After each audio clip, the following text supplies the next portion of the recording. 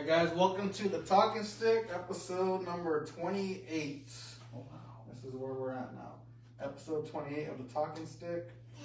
Coming from our Indigenous traditions and special guest here, of course, live at the place. We're usually going live online, but you know, this is our first time, you know? First timers here. It's live. Be gentle. Yes, be gentle. I'll have them introduce themselves. Again, we're Johnny and Yendi and Jackson hanging around here. I don't know how to introduce themselves. Oh, Mario Sanchez, Tejon tribe, Yowlumni Yokut, singer, dancer, and everything else. Mark Sanchez, I'm with this guy and everything he said. Cultural practitioner. I heard that for the first time a couple of months ago. Oh, totally use that. Pretty good at practicing. Practice make perfect. What does that mean, cultural practitioner? You practice You're a culture? practitioner of culture. Doing it without knowing you're doing it. Yeah. Pretty much. I know this, they said like back then, you know, to call themselves medicine man. You're not a medicine man, I'm a spiritual person. Oh no, the best one is, oh, you're a shaman. Shaman. Oh, yes. what? So I figured cultural practitioner is so much better. Neutral, huh? Yeah. Neutral. It's neutral or fits everybody. It's a well-rounded. Right. Right, More works. acceptable that way. So going here now, you know, Tejon tribe got established now. What was it, 2018, 17? Am I right? On the ball somewhere? Yeah, Right there. Right there. So, yeah, in Bakersfield, California, Kern County area. That's usually where, you know, they're mapped out here. You know, but Yokuts is all the way federalized. They're all the way documented from down here in Bakersfield, Tejon area, all the way up to Sacramento, Stockton. That's usually our region area. Different bands, different areas. We go by bands of Yokuts, and they're our Southern Valley. That's usually how it is. Our cousins down the road, you know, are our watchers from the South, basically, and how we protect everything. And establishing through that, now that you're quote unquote federal recognized, whatever that means to the government wise, but to our people, that doesn't really mean anything because you're still, you know, Indian, Native, Indigenous, whatever you want to label it as, but we go by tribes. Right. Tejon, Right. Yowlumni for us, or Yokut for us. And I'll have you guys touch a little bit on that, on how it was growing up, or growing into, or even developing, on whatever that you guys want to say right now. Oh man. Yeah, in the South Valley, you know, I've always identified as Yowlumni Yokut. You know, even though within our tribe there are different tribes there. You know, we got Shoshone, Paiute, Shumash, Katanamut. There's just all different tribes in there. And growing up, a lot of us, you know, we didn't have a reservation. You know, we just existed. It was either Bakersfield, Delano, you know, all the outlying cities, and we all were doing our own things the way we were raised. But in my family, we were raised as Yokuts, and in that way, when I was tiny, you know, growing up that way and trying to learn culture and identify as Indigenous, it was very difficult because for me, I was always told not to tell nobody who I was. I was always told not to say anything, and so growing up, it was really hard. You know, yeah, we would go to powwows and stuff, but I just had in my mind, you know, you can't tell nobody who you are. You can't say anything. And the reason was, you know, my elder would say, I don't want nobody to hurt you. I don't want nobody to tell you anything. And as I got older, you know, I asked her, like, well, why is it that way? She goes, well, this is what happened to me. You know, and I'm like, ooh, you know, I was like, how can society do that to a child? You know, this is back in the 30s. And how can society do that to a child? So then I understood why she told me not to tell nobody nothing. So as I got older, you know, it was like that burning thing inside, like my identity. Who am I really? You know, and like I tell people this story. You know, it's I was, a truck driver and stuff, and coming down the Grapevine, there was a spot where we would pull over to check our brakes. Remember back in the day, you used to be able to do that. And I had pulled over to check my brakes, and heard that Bigfoot song. I just heard it in the distance. And I'm like, what the heck is that, So I remember getting home, and the next day I went to visit Grandma, and I told her about what happened, and that's, I was like right around 25 years old when that happened. And that's when she gave me the okay to really seek out who I was. And she basically told me, she goes, it's time, they're calling you. This is what she said. And right about that time, my kids were they were preteen. They were getting bigger, and when all that happened to me, I went to my first sweat. I went up to Trap, Painted Rock. I went up there, and even then, like I was telling him about it not too long ago. It was like I went up there with an individual that invited me to go up there, and so with the trappers, and he kept telling me all the way up there, hope we're not late, and it's really my first time being up there at Big Tule in a long time, and we're going up the road, and we get up there by the old sawmill, and it's pitch black, and I'm like, I look at this guy, I go, I really don't know you that well, where are you taking me, dude? And he goes, oh, we're gonna make a ride up here on this dirt road, and I'm like, oh no. So we make this ride, and it's pitch black, Johnny. I mean, we're going along, like, oh no. I'm like, oh man, I'm starting to get kind of nervous, man. And he goes, we're going along, and we saw the fire. I'm like, oh, okay, he's telling me the truth. So we get up there. Yeah, man, and we got in there, and so I don't want to mention his name, the spiritual person that was there, but yeah, he looks at me and he says, he goes, hey, give him tobacco. He goes, hey, where you from? He goes, oh, I'm from Tejon. He looks at me, he's like, you Tejon people are tough. He goes, we're gonna go 4 rounds, no door. I'm like, okay. And he goes, yeah, I told you Tejon people were tough. I didn't know what that meant, Means you could withstand the heat. The way Bakersfield is. Oh wow, man! Right? This thing's sweat. Oh no, man! I got hard shell. Oh. That's what he's saying. I'm not lying, man. I crawled in there and started out. The first song he sang that Bigfoot song, right? I'm like, ooh, I'm in the right place, Mm-hmm. And we went 4 rounds, man, no door, and I knew real quick what that meant, man. My first time ever being in a lodge too, man. So hard. And I remember he says, he goes, it's either for you or not for you, And I remember crawling out of there, offering to the fire, over there by the bench, and started throwing up. And somebody came behind me, you okay? You okay? Oh man, I turned around, and it was it's my good friend Joey Garfield, man. He looks at me with this big old grin.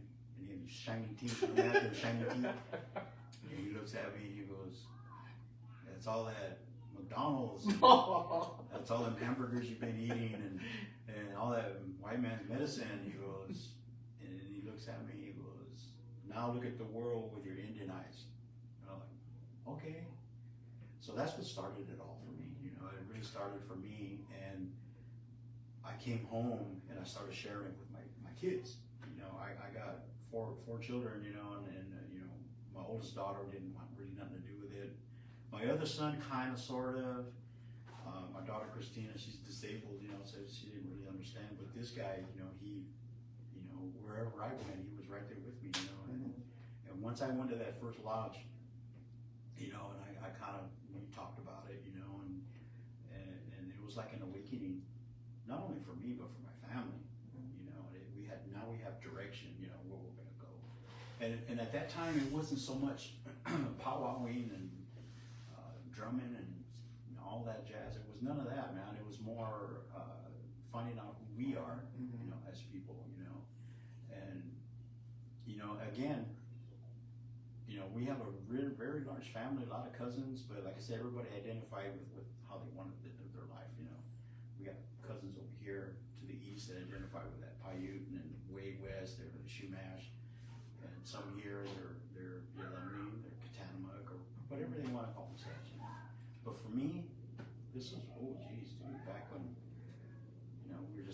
my son was like 11, 12 years ago. And no social media. I didn't even have a cell phone. You know, so it was none of all that other jazz, you know, so, you know, it was wild, man. It was crazy. And you know what was funny is I remember up there on the res, Joe says, he goes, this native spirituality is like a tornado. He says, once you get in it, it grabs you, it spins you around. He goes, now you know why, you know, they were telling some of those men in there, hey, you need to slow down, because they were in that tornado and they want to learn everything so fast. You know, and over time I had, what does that mean really? You know, what is that, being in a tornado, what does that really mean, the spirituality thing? Because it was, for us, it was all about the spirituality part of it, you know, because for me, it was like the everything, you know, it wasn't the powwows and all the dancing, it was none of that. It was the spirituality it was so important. It's something I really loved, you know. And I asked him, what does that mean, that tornado thing? You get in a tornado, this and that. And he goes, what's in the middle of a tornado? What's in the very center of that tornado? And I thought about it. I go, nothing. I go, nothing moves. He goes, right. Who do you think's in the center of that tornado? And I thought about it. I go, creator. He goes, are you asking me or are you telling me? I go, creators. He goes, right. He goes, you stepped in that tornado and it's spinning you around and you're grabbing all this knowledge and you're learning all these things. He goes, slow down. He goes, you're learning too much too fast. He goes, because what's happening is you're getting closer to the center. And what happens when you get to the center? I'm like, oh. I go, slow down. He goes, right. He goes, you get to the middle and creator tells you you're done. You're done, and he takes you. He goes, and that's why you have, and I learned this later on in life as I got older, that sitting in a circle with elders, and then there's children there. But the elders are calling those children uncle or auntie. And I'm like, what's going on here, you know? And that's when I learned about that tornado, that sometimes the children, they go too fast and they get to the center and they wind up leaving and they get reincarnated. And when they come back and they sit in that circle, and this happened to me, true is true. First time going up north to ceremony, sitting in a circle like that. And the little boy looked at me and goes, hey, how's your daughter Irene? How does that little boy know what my daughter's name is?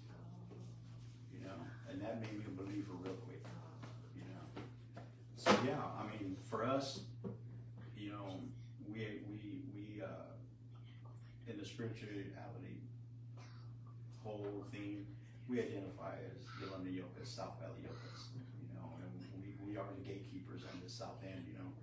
And we have relatives way back in the day in the 1910s. They would travel back in those days. You know, the valley was flooded. And they would travel from the South Valley all the way up to Como, if not farther. You know, they get in a little tube boat and travel, and they sing. There's even documented pictures of our relative at Hachi, right there by the lake, sitting on a log, and you got all the dancers, and right there with his cut stick. You know, so for me, that's how I identified. That's how I got involved in our culture. That's what started it for me. And then, you know, having my son with me, obviously he's a lot younger, so then you transitioned into that powwow scene, and he off and running with that, you know. So then, and I tell people this is what's crazy. When I started, it was more of a spirituality thing, and then we transitioned into that powwow thing. Now I follow him. You know, I follow him into that. You know, so he's you know, it seems like sometimes we switch positions. You know, like there's days where, like, man, do I gotta show you who your dad is now? Do I gotta be the disciplinarian? You know? But then there's days where, like, hey man, I need some help. You know, help me out with some advice, and it's like we switch positions. You know, and that's the uniqueness about this native way of living life. Yeah, that's a lot of info too, because you shared 4 generations too. If you caught that or not, now 5 coming in, right? From grandma to you, to the children, and then to your grandchildren now. That pathway of, you know, how you opened it up, how you found it, just by a calling or whatever you heard, and then the way stuff leads to is kind of creepy, but it's like, you know, it's like, this is, you know, this is the calling, this is the path that someone told me in my ear that I gotta do, and it just happened like that, and it just opened up everything to where you are now, right? Right. I feel the uniqueness is, I didn't grow up like that. Mm-hmm. When I was real little, you know, I grew up with my grandmother till I was 5. And, you know, and I tell people, you know, from 0 to 3s, you bond with that individual, you know, so I always thought that was my mom, but it was my grandmother. And I tell people, she told me things that I haven't told nobody yet, you know. There's things that I just haven't repeated yet. And that's that bond we had, you know, and that's why even now she's in the Star Nation, you know, it's still hard for me, you know. But I learned to live with that. I learned to live with the fact she's not here, you know, in body, but she still is in spirit, you know. But that's the uniqueness of it, that I didn't grow up like that, where you know, you got people that grow up on the res and are exposed to it from day one. But with me, it was good or bad. Yeah, good and bad. You know? But for me, it was not like that. You know, I was, like I said, I was like 25 years old. You know, grown man. You know, and then it was transitioning into the powwow thing. I was a grown man trying to, like, having to come out as an adult, and it was odd. You know, where even my son, when he had his come out, he was a teenager. Where you have kids, they're like babies. You know, so it was really different. It was really hard, and having to deal with, and I'll call them the champs. You know, and they look down on you. They talk down to you instead because you're going in at that age. Yeah. Oh, because you're new. Period. Oh, okay. You know, and that's what really, for me, when I see new people, I help them out. Like, hey, you know, I'm not trying to offend you. I'm trying to help you, you know, so don't take it in a bad way. And the same thing with my son, you know, when I'm not around, he had to hear things, you know, and it gets me upset because why are you talking junk to my son? You know, we're just trying to, you know, trying to fit in, we're trying to do the good thing. And that's that thing where, when it comes to the powwow stuff, we have relatives up in Montana, you know, that you know, Auntie would come down, she goes, you guys, you do powwow, you can do you're Cree people, you're Chippewa Cree, you're my nephews, you can do this and that. But when you repeat that to other people, they're like, yeah. You know, then it becomes, you know, why are you hating on us? You know, why are you doing that? You know. So yeah, it's, you know, powwow bullies, and you know, it is what it is. That's crazy. Like, me coming in now, just like you, right? Adult, but me not knowing the culture at all. Like, I couldn't believe that, like, that stuff really happens out there. Oh, yeah. I couldn't believe it. And it's crazy to hear stories like this. Yeah, and you know, we have culture class, you know, at our tribal center, and you know, we're teaching our children, you know, teaching them how to drum, teaching them how to dance, how to build their own regalia, you know, and protocol, powwow protocol, and all this and that. But at the end of the day, it hasn't been brought up yet. And you guys know, once you put that number on, you're competing. Nobody is your friend. Oh, whoa. Nobody is your friend now. Oh, wow. Right? Because, and he'll tell you the same thing. Once you put that number on, like when he was in teen category, you know, before you're signing, you go, hey, what's up, bro? Woo. But as soon as you put that number on, you're not my bro no more. What? But if we win, if there's 3 or 4 of us standing up there, hey, all right, bro, you made it. Oh, yeah. But if you didn't win, like, if you beat the champ, and you're up there, you know, and you're like, oh, I hate that guy, he beat me. I'm like, oh, dude, really? And that's how, like, feud starts? Like, Sometimes. Oh. It's unfortunate. It's very unfortunate. And then that toxic environment starts at powwows, huh? Yes. So when we first started, and when getting onto powwows now, so when we first started, you know, like, hey man, let's get a number. And this guy was like a natural. He was really good at what he did, you know. And he took a champ he made him earn it, you know. And he even said it one time. I don't know if you remember when you said that. He goes, man, that little fat kid from Bakersfield, almost got him. You know, and he knows. He goes, that guy from Bakersfield, yeah, he almost got me, you know. And that's the thing. I mean, Johnny, you know, and when you're somewhere far away and they call your name, oh, number blah blah blah blah blah from Bakersfield, California, and they say your name over the PA, that's a good feeling. That's a good feeling, you know. It's one thing the late Bobby White told me. He goes, oh, I want to say it was 2017. I was winning everywhere, man. I was getting it. And he goes,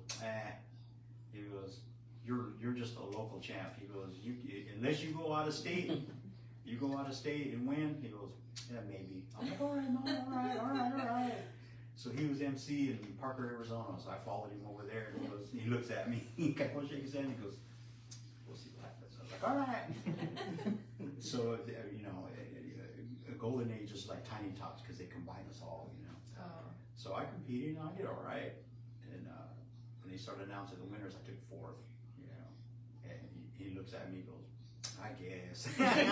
Whatever, man. But it wasn't so much that; it was the fact that nobody knew me. Yeah. First time there, and the judges saw that I make it, and that's a good feeling. It really is, Seems like that's better though, because you don't know anybody. You finally get a peace of mind, not worrying about other people, or you're focused on yourself. You're dancing for yourself, and you actually have a comfort of what you're dancing for. And you don't have to, just do your own thing. Right. And you know what? It was crazy too because the following year I was head man. They called me up. Hey, we want you to be head man. I'm like, oh yeah, So I was head man the following year. So it was pretty cool, But yeah, I let this guy talk, man. Well, I was going to transition into that. We were talking about growing up and if you felt like you were pressured, like to come out, go into powwows, but and how it was living those two lives. I mean, I was a kid, trying to walk into something brand new with somebody else that was brand new. So it was kind of like the blind leading the blind, so to speak. But I mean, we were figuring it out together, and that was kind of the beauty and the unique thing about it is that we were doing it together, so we were figuring this out together. And something for you to bond, right? Yeah, to do together. Yeah. It was like, hey, all right, man, I'm gonna follow you, and then so I followed him every step of the way, and it got to a point where even when people saw us, they didn't see us as father and son. They saw us like they thought we were brothers. Oh. Because we were just we had that connection, we had that bond where, they were just like, where's brother? He's like, my brother Pete? He's not here. And they're like, no, the guy that you go with, well, that's my dad. And I'm like, no way. Because he's 20 years older than I am. And, but coming in, it was, the spiritual side of it was, to say it loosely, it was easy because it was gathering knowledge and information and seeing people and traveling and doing different ceremonies and learning songs, and it was easy. So it was like it wasn't forced, it wasn't a chore, it was easy and it was nice and it was fulfilling. So we would go home, full, so to speak, full. But then when we decided to transition into the powwow scene, that's when things got really, really political because we were Tejon people, but we weren't fairly recognized. We were California native. We were California native. California native ain't real native. That's what they would say. Even our own people, not to talk bad about them, but a lot of our friends and we are cousins, but people from Thule. Oh, you guys are from where? Oh, you guys ain't even fairly recognized. But you're my cousin. But it was. And I was, by then, I was a teenager, and I was able to hold my own because, again, I've been around so many people. I've learned, different ceremonies and sweats, and, so I've been around. So they knew us as spiritual people, but not as powwow people. So now the spiritual powwow people came into play, and they were just like, well, you can't be doing this, you can't be doing that. And I'm like, all right, we'll figure it out. So as time progressed, we still battled with the local people were just like, you can't do this, you can't do that, you shouldn't do this, shouldn't do that, can't dance that way, can't wear that color, can't wear those feathers, can't mix this, and it's like, man, you guys have way too many rules to just be free and be fun. This is becoming not fun anymore. And then, once you get older and then you start traveling outside of the state, now they're looking at you and like the big names, the Lakotas and stuff like that, they're just like, you're California native, you're not even real native. And it's literally that. That's why I say it's the powwow politics. It's amazing how you outzoom on the map, and it just goes blah blah blah. Like, you think you have a problem here, you just outzoom it. It's like, and it follows you wherever you go. It doesn't matter. So, like I said, I traveled. I went to Denver March. I went to White Clay. I went to I hit all of the local powwows in Rapid City, and I was the total odd man out. Okay. Total odd man out. because I was traditional, but I was contemporary. Oh. So my outfit was flashier, you know, my moves were different. I wasn't like your normal. And I think I was 17 when I went to South Dakota, North Dakota, and I powwowed up there. And when they looked at me, they were just like, that's different. You know, and I said the same thing. I'm like, oh, that's different. You know, but I wasn't a ridicule in a ridicule way. I was just like, oh, that's new, that's different. Like their powwow started at 7, ours started at noon. You know, so that's their first grade entry is at 7. And then I'm like, wow, you gotta run all night. All night. But for us here in Cali, you know, we start at noon. You know, first grand entry, and then take a dinner break, and then second grand entry is at 7, and then they run till 10 or whatever, and then they end it. But again, going through there and then, you know, signing up for contests, and they're just like, well, what's your enrollment number? Yeah, I'm like, oh, I don't have an enrollment number. Where are you from? California. I'll just put you down for day pay. You know, you can't compete. But when it came, you know, competition time, I'd still walk out there. You know, I'd walk out there and I'd compete, and then I'd shake everybody's hand and I'd walk off. And then they would ask me, why do you do that? Well, because I want to dance when everybody else dances. But they're competing. I'm like, yeah, that's when everybody gives it their all, and I want to be out there.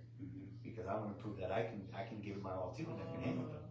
So I would do that, and I did that for a very long time, you know, where I would just go dance and just dance. I would travel, like I left here one time to from Bakersfield to Sacramento, and I danced at a 2-day powwow, but I only danced 1 day. And I went out there when everybody's competing, I danced, and I walked over, shook everybody's hand, and they were like, no, come back, we need to get your number. I'm like, oh, I'm not competing. And I was just like, well, why not? And I'm like, no, just came for the day. You know, just came to have fun. You know, and but once our federal recognition came in, you know, now everybody was like, oh, hey, cousin, like, get out of here. Get out of here. You know, and then you go to sign up for, you know, registration at some of the powwows that are on the reservation, and they say, well, what's your tribe number? And then you're able to write your number, and it feels good. And because now you feel like you're accepted of that elite crowd. But then they still ask you, well, do you have your tribe ID? Yeah, give them your ID, and they're like, oh, okay. And like, where are you guys from? And you tell them, it's like, oh, California? Yep. And they still have that in the back of their head, like, I ain't Indian. You know? But I mean, you know, growing into, you know, like I said, the spiritual side of it was easy, you know, because it was our heritage, it's our foundation, and we did that first, you know, and luckily, you know, we did that first. It's like a relationship, being friends first.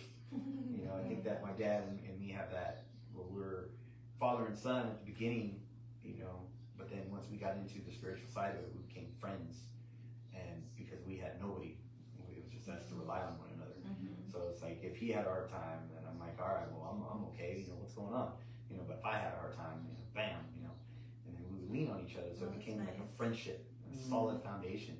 So then once we got into powwows and we started getting attacked, you know, it was like, hey, I got you, you got me, you know, because that's all we had. You guys. Yeah.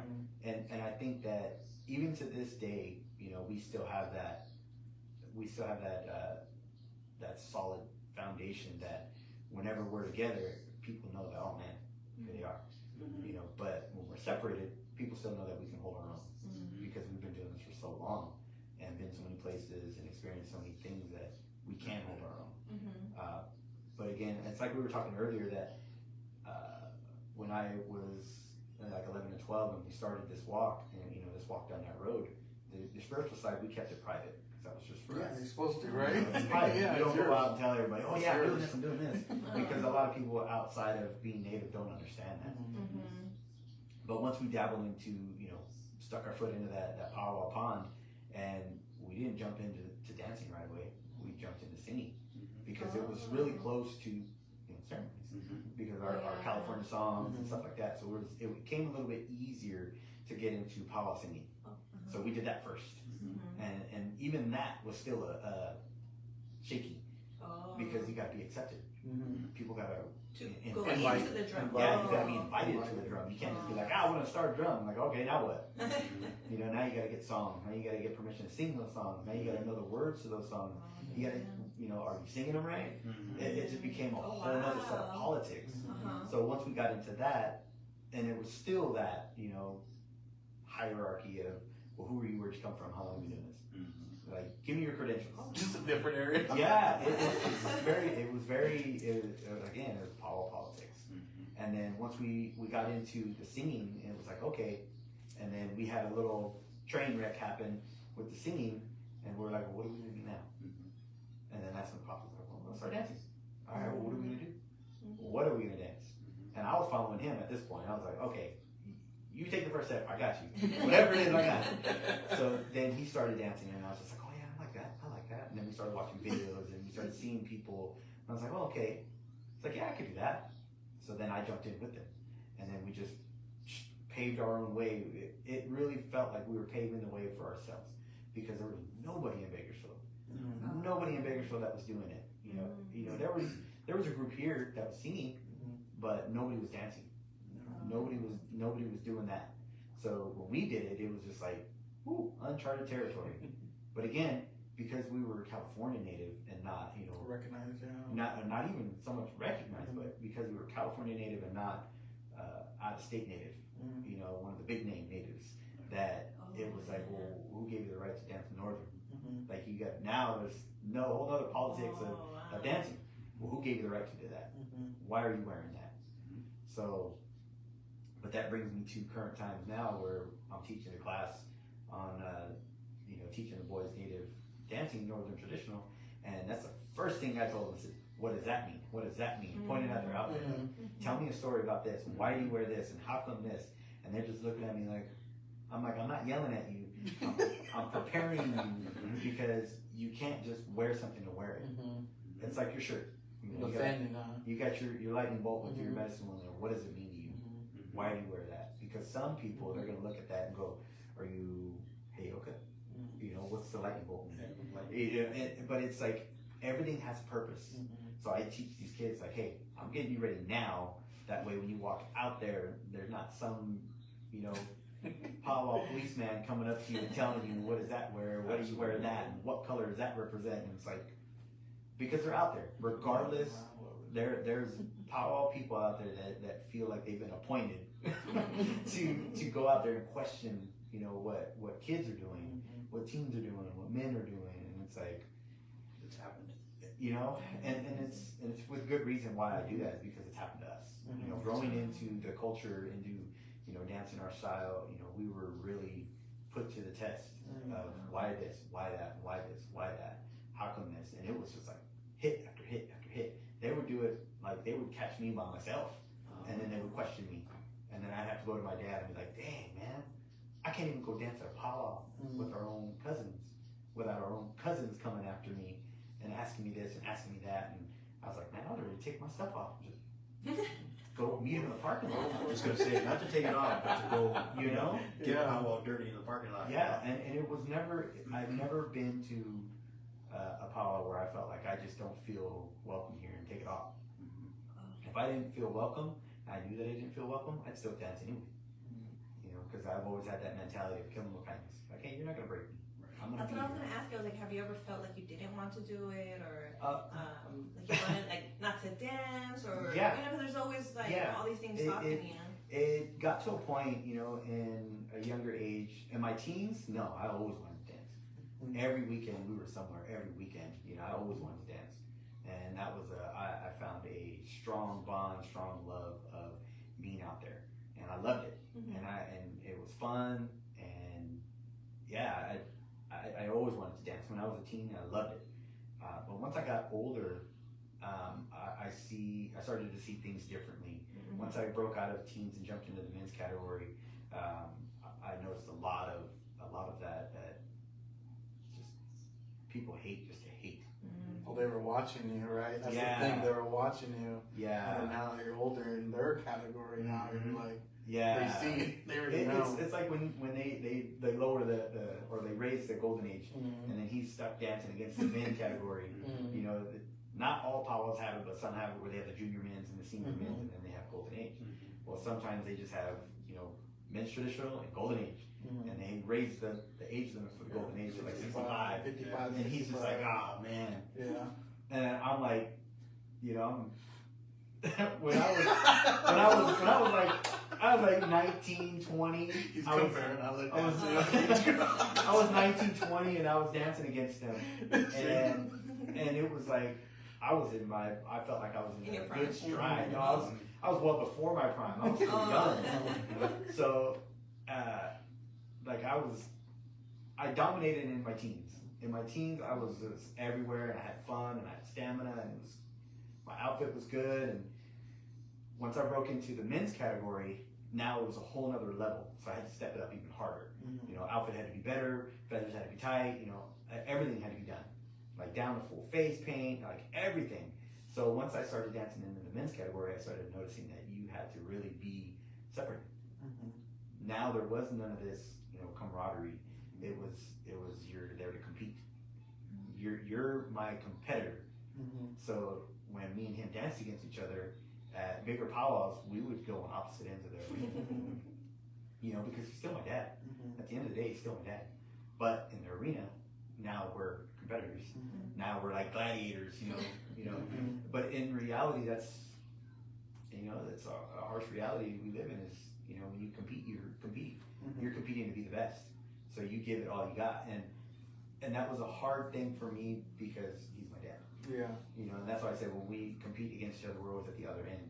Even to this day, like when we danced together at Oxnard, and it's been a long time since we danced together, and we danced together at Oxnard, we still danced opposite ends, and then we met in the middle, and then we went to the other end. But, you know, I would place in the men's category, and you could see the older men, you know, just and I get it now because I'm freaking 40 and I'm dancing against these 19-year-olds, and I don't get upset, but I'm just like, I understand now. Like I'm old and tired, and my knees don't work like that. You know, good on you, little guy. On the road. You know, but it's still it's just one of those things that, you know, because you've competed so long that it's hard to let that competitive go.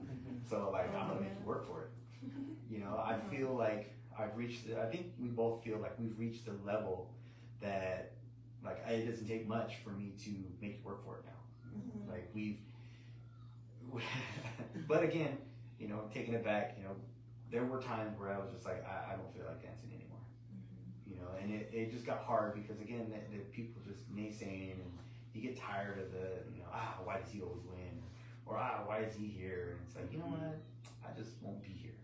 You know, then you really start to see people's true colors that they are dancing for money. And it's always been something that my dad told me. It's like, we don't dance for money. We dance for the pride, and to be like, yeah, the bragging rights. Like, I won the title. You know, that title of you won. You know, how many powwows in a row did you go to where you either made the window or you got first? You know, how many times in a row have you won first? How many times in a row have you made the window? How many times you get the gate? You know, it's like, and it became a game. How many times can I make the window? You know, in a row. I'm gonna shoot for that. You know, I'm not gonna shoot for first, because shooting for first every time, it's like, it's a cliche of saying, no, you're just that guy. I just want to make the window. You know, making the window for me is saying that, you know, I made it amongst all of these other men. I made it towards the top. You know, but there was a time when I started my family. I started my family young. I started my family when I was 18. I had my first daughter when I was 18, and, you know, luckily I had found somebody that was also a powwow dancer. So it made it easier to keep going to powwows. But by the time I had my fourth child, I was like, I gotta work. You know, I can't really. I'm tired. I worked all week, and then I'm traveling with 4 kids is you know, and it's true. You travel with just, you know, your wife and a baby. You know, that's a mission all on its own, because you got all your stuff to pack. Then you got to set up. Then you got to help with the baby. Then you got to help, you know, take everything down. And then you just dance all weekend. So you're just like, I just want to sit. So it got a little difficult once I had my 4th child, and I was working, and I was providing for my household, and I had a home, and it was just like, okay, I'm set. I have my family. So it made it difficult for me to want to peel off the couch, so to speak, and go to a powwow. And when I did go to a powwow, it was still not the same. It was still the same drama, people hating, and like, who's doing this and who's allowing that? Why are you doing that? I'm like, at the time in my head, I'm like, I'm grown. I don't need to listen to you guys, you know. But being as I started at a young age, by the time I hit, I think it was like 22. You know, even 22, it's like 22. You're young still, but I've been doing it for so long that it didn't feel like I was young. It felt like I was already older. To where when I got there, I was just like, this isn't fun. It's not fun. It's not what it used to be. It doesn't have the same pull. I don't enjoy it. So I stopped. So I literally stopped. I stopped going to powwows. I took a long break. And I want to say I took maybe 10, 15 years A long time. away from the circle. And I started a new venture. I had to find something else that grabbed me. And that's when I started, you know, being a part of the motorcycle club. And that grabbed me. So I did that. That was like my everything. But then, you know, I had another calling to come back because, again, I had more babies and I felt like my kids were missing out on the heritage and traditions and being able to, you know, experience what I experienced. So then I tried to make a comeback. And man, it was tough. And this was pre-COVID. Right before COVID is when I tried to come back. So I want to say, what, a year? It was a year before COVID happened. We didn't obviously know COVID was coming. But it was like right before COVID. And I was like, okay, I'm going to get everybody dialed in first. And when I say everybody, I had 6 kids at the time. So I'm like, okay, I got to get everybody ready. So everybody's outfits first. All their stuff. Hell no. So, better not sign me up for something like because that. everybody's grown up. Yeah. So nobody's outfits fit them anymore. All my stuff was just tattered. You know, I'm like, wow, I haven't seen that stuff in years. So, you know, everybody's needs to be redone. So it was just started one kid, work the next, works the next, works the next, works the next, and then everybody had their outfits ready. You know, everybody from top to the bottom. You know, and I'm like, okay, now it's my turn. Now, me being me, I obviously want, you know, the best of the best because I know what it takes to be out there and be competitive. So my kids had the best of everything. Outfits were on point. All their bustles were on point. Fans were on point. Plumes were on point. Everybody was set, and I'm like, okay, it's my turn. So then I started, you know, working towards my end game, and I made some trades and talked to some people and reached out, and I told everybody that I was making a comeback. And you know, at the time, my biggest supporter was Indian Hill, and it's because I knew Spaz from a young age, and you know, we sang together, we hung out together, you know, back when he was grass dancing in water shoes, you know, and his grandma Kay was she was always just the sweetest old lady to me, and I let him know, I'm like, hey, I'm making a comeback, and he went and told his grandma, and his grandma was like, oh, I can't wait to see him back out there, and that.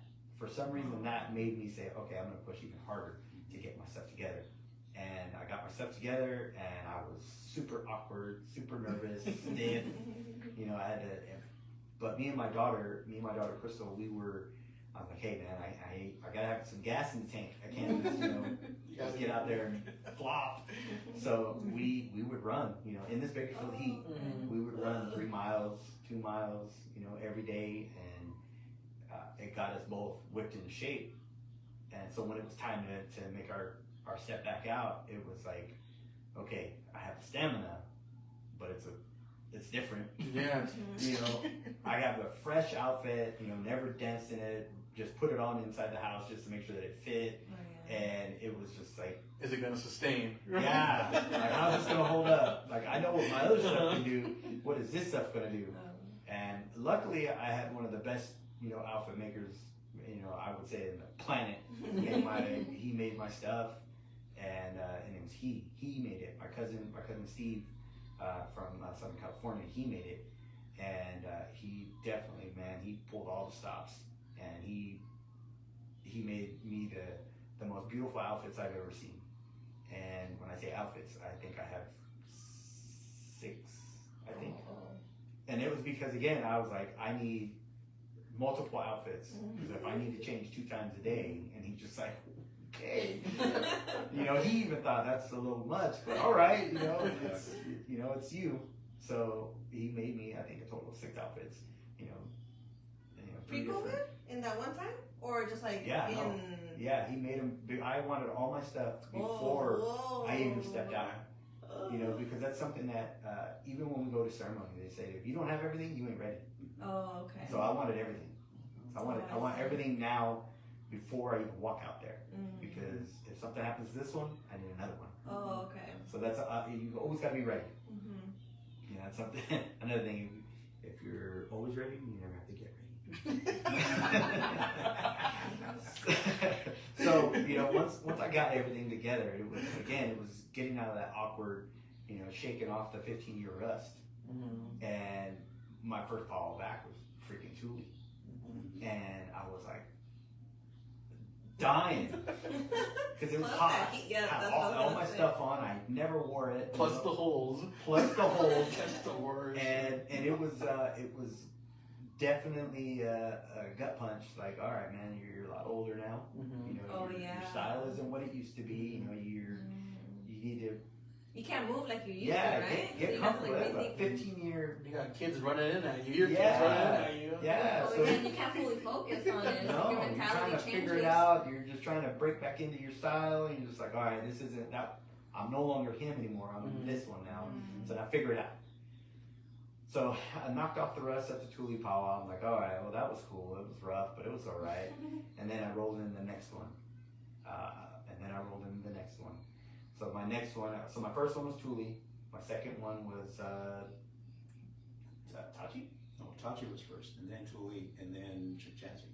No, because Thule, I didn't place or anything. But I did go out. But then Tachi, I took third. Took third at Tachi. Second time back, and it was great because I danced and Crystal was head team girl. Oh, cool. And it was what he was saying about how the powwow people work is when you're out there, you're not bros, you're not nothing, you're just a competitor. But then if you place, oh hey bro, good job. You know, so Thule, I remember at Thule I had a roach and I had a visor and it just wasn't working right, and I had one of the guys that's a big name guy. He comes out and he's just like, hey man, he goes, how do you have your roach hooked up to your visor? So I said, well, so I kind of showed him. He goes, oh man, don't do that. He goes, do it like this, and he started telling me how to do it, and I'm like, all right. And I've known this guy for years, ever since I started dancing. I've known him for years. He never told me. Never For real? Never talked to me. Never said a a word. But because and this is just, I'm not gonna mention anything, but I'm gonna feel because all of my stuff was decked out. From what I feel, my outfit is pretty decked out, and a lot of time, a lot of effort went into it. And because he's seen, okay, yeah, I guess I'll talk to you. You know, but he gave me some insight on how to do something, and I'm like, all right, cool, man, I appreciate that. So I gave him a gift, and then I literally went home that night, ripped it all apart, and redid it before I went to bed. And I'm like, I'm wearing this again, I'm gonna do it right, you know, the way he said. And I did it, and it worked. I'm like, dang it, thanks. You know, I had nothing else to say. But man, this whole time for years, I've been doing it wrong the whole time. But then, you know, the following powwow, you know, I danced against him, and I danced as hard as I could, and made the pay window with him, and he's just like, "Oh, good job, bro," you know. And another guy that I danced against, knew him for years, never said a word to me. Same thing, you know, like, "Good job, bro." I'm like, "All right," you know. But then, you know, I danced for that first year, and then I got asked to be head man at the New Year's powwow at the end of that year. Was it 19? 19. Yeah, 2019. Right before COVID. Right before COVID hit. 2019, I got asked to be the head man at the New Year's powwow, and we've been dancing that powwow for years. Long time. And 2019, I think, marked my 20-year anniversary of being sober. And so it was a big thing for me. Yeah. And it's a big thing for me. It's a big thing for my family, for my kids. You know, because I felt like they were a huge reason why I stayed sober. So, but it was also the one of the hardest downfalls I think that I had to endure as a man, as a father, as a husband. I took the hardest hit possible, and that was the ending of a marriage. So I got divorced that right at the end of 2019,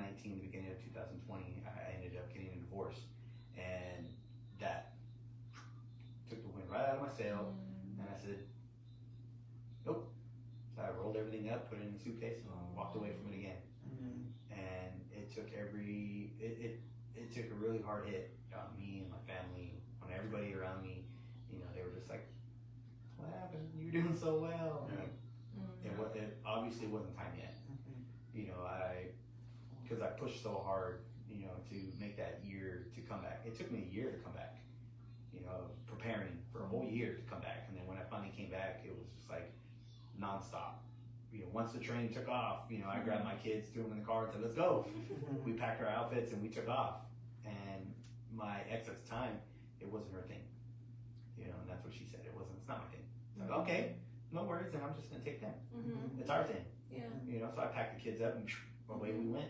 You know, my daughter would help braid my son's hair. She would help everybody get ready. You know, because it was easier for her to just toss on a jingle dress and she was ready. You know, so you know, but at the end, you know, it took such a hard hit that I pulled out of the powwow thing again, and my kids, you know, they took a hard hit by saying, "How come we're not going to powwows anymore?" You know, my son, he was a little guy, and he said the same thing. He goes, "Hey, we're gonna." I'm like, "Nah, man, it's not into it." So it took what 3 years? 3 years, I think. Yeah, you didn't dance again until I took you out there in Oxnard.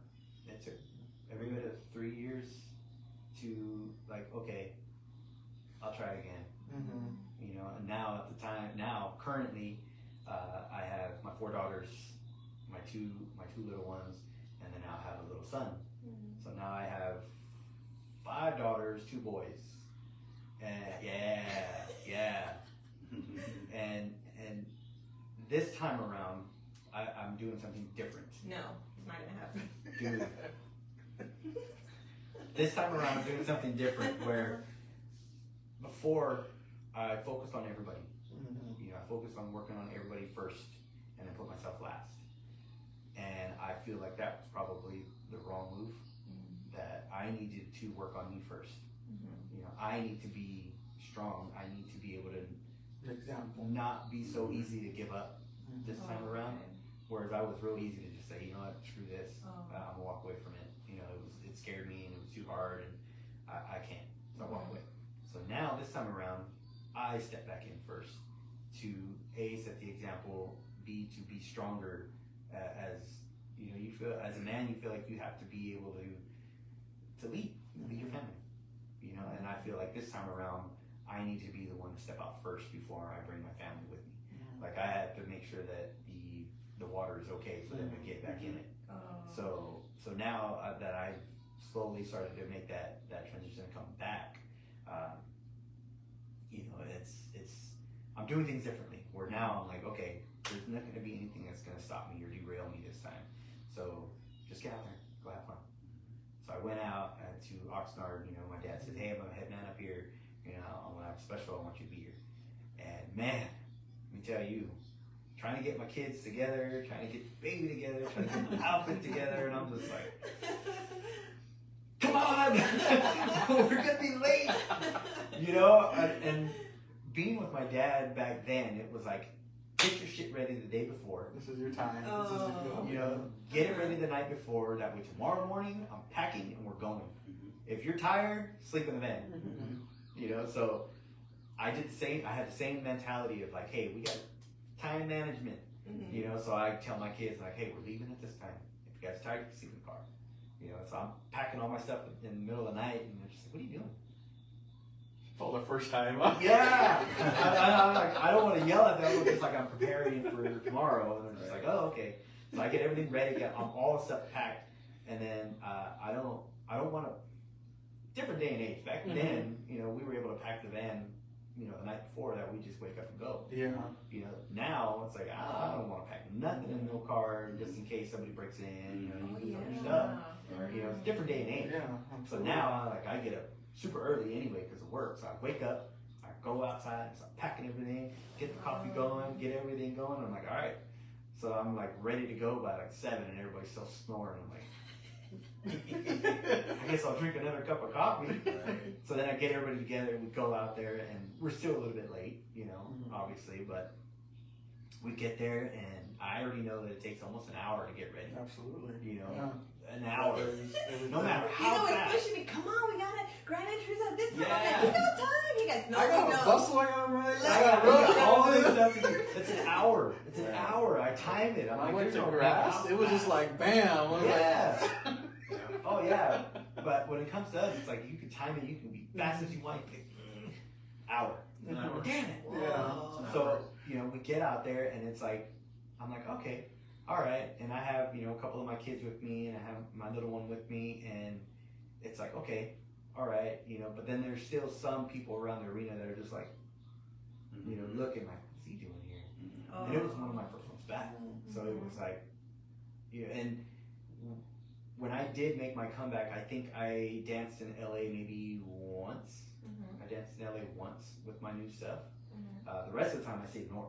For some reason, the people of the north are a whole lot different, a whole lot more, Absolutely, they are. a whole lot more welcoming. That's what I learned from him. He Yeah. was telling me like, oh, LA is just so, Hollywood, it's just, Hollywood, Indian Yeah, competition, big time. and I didn't get it until, well, because I was in LA when I met him, so we were more down there. Well, he was going to college out there, so once I started to come up with him, I seen it. Yeah. Oh, that is crazy how it's so different. Yeah. I would think me not knowing the, you know, the powwow circle, not knowing how They it got can rent change. to pay, man. Oh yeah, That's yeah. how I see it. Yeah. So when I made the trip to Oxnard, I was just like, I'm just here to have fun. Mm-hmm. But they danced the heck out of us. They danced a lot that day. I'm like, sheesh, I haven't danced this much in a long time. So then when they did the special, you know, it was like, it was cool and it was fun to actually be able to make that connection back to the circle. My kids see it, and then you know, be there with my dad and the drum, the connection. It was just all of it was like, yeah, this is good. This is where we need to be. I think Oxnard powwow was a good one too because it's not competition, right? No. It's just intertribal, it's so just there's intertribal. no. There was no like, yeah, there was no. Yeah, it's just stress. humming. You can just have fun. It's Yeah.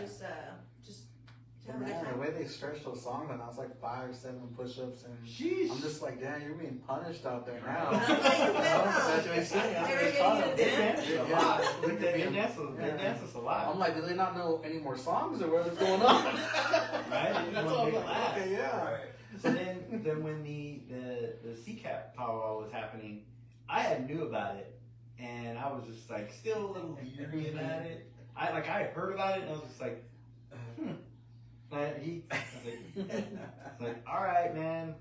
But again, you know, our culture has changed, and the powwow circuit has changed, and how do I put this lightly? It's like, Just say it. well, okay.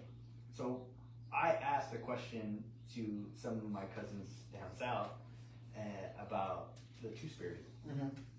And I said, hey, there's this powwow coming up, and it's this. And they're just like, yeah, it's a thing now. Mind you, I've been away. Every time I keep coming back, okay. something else changes, and there's there's something different. Different people too in the Yes. in the circle now too. Right. Some people left. So there's something new, there's something different, there's a new trend going. So this is the new thing. And I'm like, Well, let me touch up on that. So CCAP had a two-spirit powwow, right? So they Yes. had like categories where they had like non-binary and two-spirit. So that's what we're talking about right now. I just had to share that. So, okay, so well, that's before he's saying this is him coming back. And, right, but for those that were like So that are the hearing CCAP powwow, when the flyer came out, I read it and I was like, okay, and then off to the side in the fine print, that's when it said the Two-Spirited, and I'm like, okay. Did you not think you can like dance or? No, it was different in the sense that when I asked about it, because when I was like, I'm going anyway. Okay. You know, I'm going anyway. So it's in our backyard. This is our area, so I'm going to go to represent our family. Oh, I see. And not only that, but I have children that are Two-Spirited. Oh, okay. So I support them. Okay. You know, it's not something that I, you know, keep in the closet. Like, no, my daughters, you know, a couple of my daughters, they're Two-Spirited, and I support them. You know, they're my kids, and I give them guidance, and I help them, and it is what it is. I support it. It's not. I feel like they're stronger than I am, being as they have two spirits. Yeah. You Oh know? yeah, they did say yeah. So when it came to the powwow, I met the lady that, I don't know. We don't know her pronouns. I don't right? know what. Yeah. I'm sorry. But her name is Chris. Yes. Right. Christina. Christina. So when I met Christina, I was sitting kind of behind, and I saw him walking around, and I saw her sit down. So I went and sat down, and I was already in my outfit because, again, grand entry starts at grand entry time. So I was already ready, and I was sitting there waiting, and everybody was still running back and forth, and I was just like. And the only reason why I even struck a conversation with her because she was just like, "Oh, you're already ready." I was like, "Yeah." Yeah. I was over there. Let's go. Hey, Yeah, I was like, "Yeah." The grand entry was 20 minutes ago, but I didn't even tell nobody else. So when she sat down, I went and sat down with her, and I was talking, and we were conversating about the two-spirited, and in all reality, the two-spirited people have been around for generations. This isn't something new that just happened. Now it's just becoming more acceptable. Oh yeah. Because it wasn't us, the native people, that said it's a bad thing. The native people are the ones that accepted it. The native people are the ones that were like, yeah, I'm gonna consult with you because again, you are two-spirited. And it became a outcast thing because of our new Western world, our kind of colonization of people saying, "Oh, that's bad." The church, the book calls it bad. So now it's frowned upon. But what threw me was that they put it on there for first, second, third. First, second, third, two-spirited, and I'm like, why can't you just put first, second, third? Why do you have to identify it?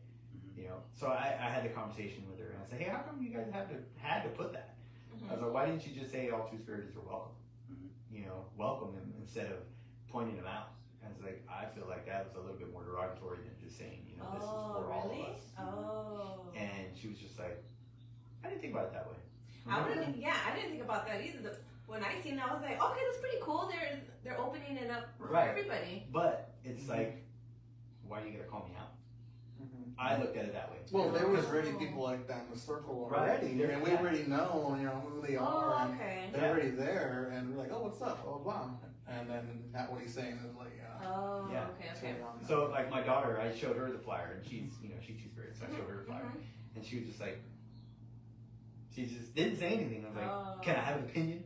And she was just like, I just feel like they're calling us out. I'm like, oh, okay. I was like, and that's where I got it from. It wasn't something that I felt. It was something that I was speaking for. You have the insight of that, right? Right. Okay. So I was asking her opinion, and she's the one that told me. She's like, I feel like they're calling us out. I'm like, she's like, why didn't they just say, everybody's welcome? That way we could feel welcome. I was like, well, maybe they put it there that way you can see it that, they're talking to you. And she's just like, no. She's in high school. She's a sophomore, so she's a little bit. She's very quiet, but when she does have something to express, she expresses it. But yeah, so then what did Christina say? Or she said that she didn't. She see just it that says, way? I didn't see it that way. I was like, oh, okay. And then I expressed to her that I'm like, I have a couple of daughters that are, she's like, oh, that's cool. I was like, yeah, I support them. And she was just like, what do they identify as? I'm like, I don't know. She's like, what do you mean you don't know? I was like, I just support them. But look, they're my kids, and if they okay, so I have one daughter that identifies as a male. Okay. And so his pronouns are he, him? I don't know, I don't ask. Oh. But she, I still call her she. Okay. And she's just like, Dad. I'm like, I was like, you're my baby. Yeah. I was like, first of all, I saw you when you came out. You are her. You are she. You will always be her and she to me. I was like, now, I'm going to support you and do whatever you're going to do. You walk the way you want to walk, dude. I was like, but I'm not calling you anything other than what I want to call you. So her name is Jaden. Okay. But I call her Jade, or sometimes I call her JD, but I refer to her as a she. And I was like, that's just something that you're going to have to get used to. And she's just like, fine. So now when I see her, I call her kid. I try to stay away from she, I call her kid. Oh, how you doing, kid? And it's better and easier. And I think that, being accepting of that, you know, it makes her feel better. You know? Mm-hmm. And I think that as, you know, even the young parents coming in, that our new generation is going to be what they're going to be, and we have to be more open instead of closed-minded. Yeah. But at CCAP Powwow, that was the first time in a very long time that my kids have actually seen me compete. Mm-hmm. Even my older four, the OG four is what they call themselves. They call themselves the OG four. That's funny. Because they're real four. Yeah. And then so I had, you know, my 4 daughters. One was missing, but they all were FaceTiming. So I had two of my older daughters were there, and they were recording everything, and they were, you know, reporting it back. They were reporting back. And then I had my 2 little ones with me, Allie and Mark Jr., and then I had my baby there at the very end. And when I competed, I was a little thrown off because I thought that they were going to separate categories. You know, men's traditional, grass, you know, fancy and all that. They combined all of us together. And I was like, oh, that's why. yeah, they combined all of us together. So I was a little worried because I'm like, man, it's the first time I'm competing in a long time. And I They gave like you a grass song, they gave you a fancy song. Yeah, they gave us everything. And they were dancing the crap out of us too. And I was just like, well, let's go. So my kids were it was, again, because I took such a long break and I came back, it was a whole other feeling to see my kids at the edge of the arena again. You know, they were like watching, and they had water ready, or they were recording. You know, to see my little one, and then my son, and then my daughters, you know, and then it was like a pyramid, you know, they just got older. And, you know, at the end of it all, I was tired, and I was just like, whew, to the end of it finally. And then they were announcing winners, and my son, he got to dance 1 year, but he never got the full effect of powwows, you know, because he's a little guy, he's still tiny tot, so he didn't, concept of it was out the window. So we were sitting there, and he goes, hey Dad, have you ever won before? And it was all, I'm brand new, son, I'm brand new. So I was just like, you know, it was the innocence of the question. You know, when you look at, like, because we're older, so you look into our eyes and you see like the pain, the struggle, you know, the white in our eyes isn't so white anymore. But so when he asked me that, he looked up at me and his eye was just glistening white, and he was like, hey. And he was just like, I gotta ask you, man. He's all looking around like it's a secret. Hey, have you ever won before? I just shook my head out loud, and I was like, well, we're gonna find out. So, you know, and so we were sitting there, and then my daughter Jade was there, and me and Jade had a falling out, and so I hadn't seen her. How old is she? My daughter Jaden is Like 14? Yeah, 13, 14. Oh, okay. She's still young. My other daughter above her, 15, she's Raina. Raina, she was my third born. She stayed with me. So she was there helping me. My daughter Allie was there. She is now 11. My son is 10. Jade is 13. And then I got Marissa is 21 and Crystal is 19. And so Marissa and Crystal were MIA. Well, Marissa was in Idaho with her family, and then Crystal was with her baby somewhere else. And then so I had the other ones there. So we were all sitting around waiting at the end of it, and I had this thing where at the end of the powwow, especially if you're competing, you keep your outfit on, you keep all your feathers intact. That way, if you either have a tiebreaker, or when you go accept, you accept all of your stuff on. Take it off until Old school. Yeah. You don't take your outfit off. If you get the gate, you just take your stuff off sad. You just take it off sad. You know? Yeah. So at the end of it, I'm sitting there and they're like, are you going to get a dress? I'm like, nope, they haven't announced the winners yet. And then that's when my son comes up. He's just like, hey. Just like, oh my God. So I was not trying to be that guy. So I was just like, oh man, we'll see. We'll see at the end. You know, I didn't want to be like, yeah, you know, Dad's kind of a big deal back then. Wait till he gets older, then he's gonna like, oh, Daddy did So at the end of it, I was sitting there and I was waiting and I was tired because they danced the crap out of us.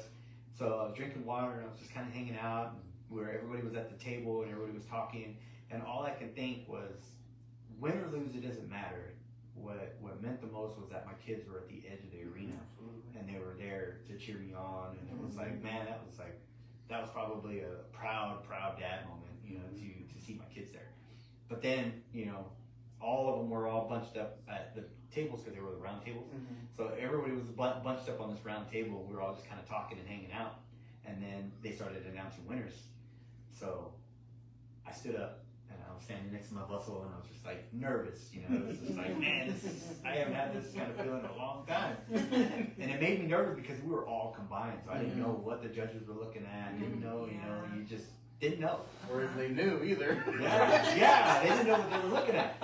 So I was standing there and I was waiting, and then I heard him calling the first name for third place, and then I heard call the second name for second place, and they called Jay, and I was just like, oh, Jake got in there. I'm like, oh, okay. I was like, ooh.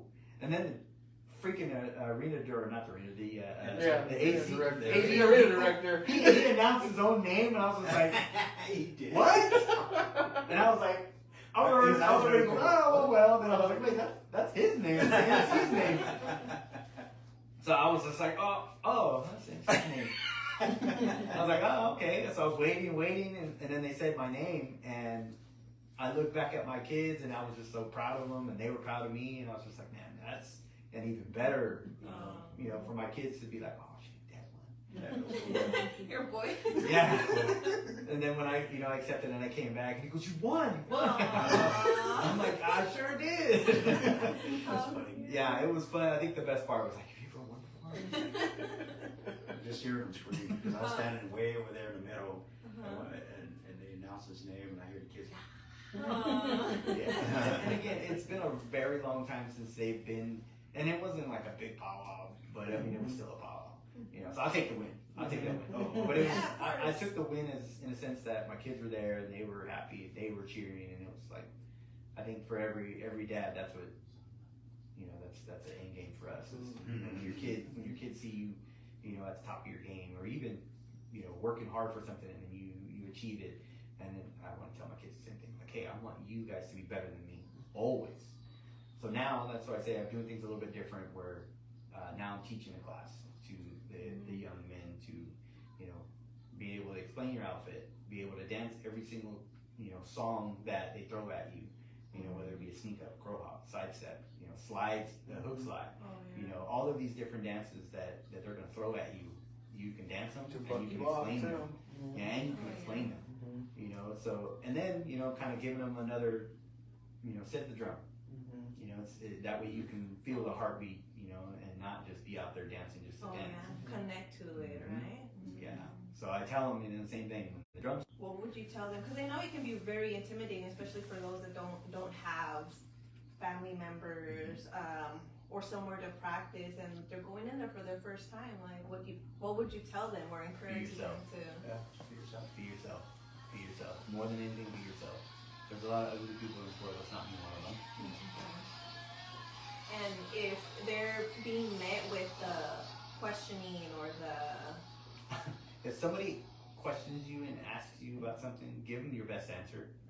And then say, well, I don't really know. I'll find out. You know, yeah. Or if you don't, teach me. Educate me. Yeah. Because there's a lot of people out there that will question and will ask the question.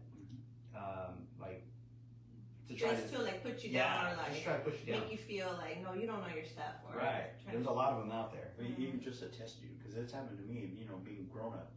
I've had, I'm not going to say her name, but you don't have to. I've had a elderly woman come right up to me. What does that color mean? What those symbols mean? Who gave you the right? And all these questions, I answered every one of them. Every single one of them, I answered it correctly. And she looked at me, okay. She was, is your mom here? Yeah. She goes, I'm gonna meet her. All right.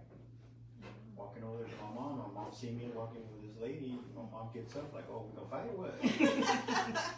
She gets up and I'm sitting next to her. She gets up and she goes, you know, this is my mom, this is my grandma. She goes, okay. And she says, she looks at my mom. She says, you raised a good young man here. he's very respectful. He knows what he's doing, what he's talking about. And she looked at my grandma and she says, you guys did a very good job with this young man. My grandson now too. Like, oh wow, I just got adopted, you know. Like, it was pretty cool. About an hour later, I was getting scolded. Oh my God. scolding me and Bobby because nobody fed the staff, or nobody gave tobacco to the staff. And she pulled us right out there to the edge and proceeded to scold both of us. You know better and all this other stuff. So yeah, I mean, you know, and that's the ugly thing about it. You're gonna run into that where, like he's saying, you know, you got people that feel they are anointed pow popo, and they feel it's their job to say things, you know. And like he was saying, you know, about the like teaching the dances and what everything means. We didn't have that. We had to figure it out on our own, and it was not very nice, you know. You know, even when you sincere, like, hey, well, just teach me. Why you're passing out? It was ugly, you know. And again, trying to be humble and trying to be not cause no trouble, because you know we could easily take our stuff off and say, you know what, let's go over here. You know, we'll learn. We'll learn together. We'll learn together. You know, but you don't want to be like that. You want to be that guy. You know, because that right there will follow you. You know, you're in the parking lot getting dressed and somebody says something stupid, and you know what, you swing on them. You know, that will follow you. That will follow you more than the wins you have. Then you know, you win here, you win there, like, you know. But oh yeah, that's that guy that hit that dude in the parking lot. All because you're trying to defend yourself, huh? Yes.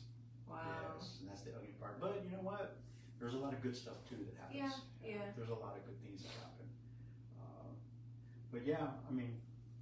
But yeah, so just like go in there sincerely and try to. Well, see, the other thing that I wanted to like bring up is just like, what if they want to do their outfits and like, what can they, and they may not know their tribe symbols or their colors, Family symbols. Yeah. Family symbols. I would suggest to anybody that they try to find a sponsor. You know, it's always been a customary thing that, like, let's just say you're going to dance in Northern, is you would seek out somebody that you feel like is a role model, somebody that you look up to, not just because of how they dance, but you kind of follow them. Just be like, I want to learn from that person. And then you go take them.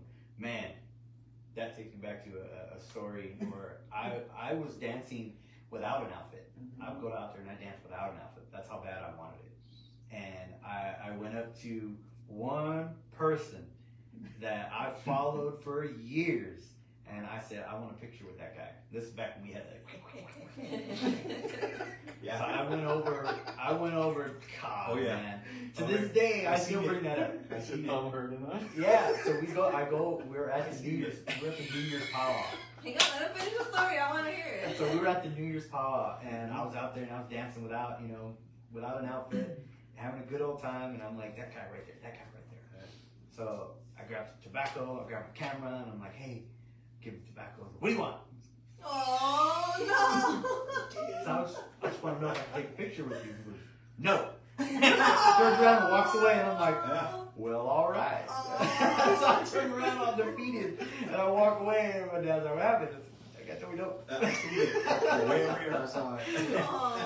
So, but to this day, you know, he's probably one of the. Everybody calls him Uncle Rob. But I don't call him Uncle Rob. I call him my bro. I call him, you know, one of my good friends. He's always been there. So you guys became friends? Oh yeah. Oh yeah. The following year, I had since then started, you know, my journey and got my outfit together and started dancing here and there. Yeah, I got my outfit. But he remembered me. In my outfit, he still remembered me. So he pulled me to the side and he was just like, hey, and this is what really sticks with me is that he understood what he did wrong. Oh. Okay. And he held on to it. Oh. So that whole year went by, and then I saw him at the New Year's powwow, and he said, "Hey, I got something for you." I said, "Oh." Don't hit me. I was like, I want to say no, and walk away. But I was like, all right. So I followed him, and he gave me a gift. He gave me tobacco, gave me a gift, and he told me a story, and he's just like, "Hey man, I apologize for what I did because I didn't mean it that way." And then he ended up taking a picture with me, and I was just like, "Thanks."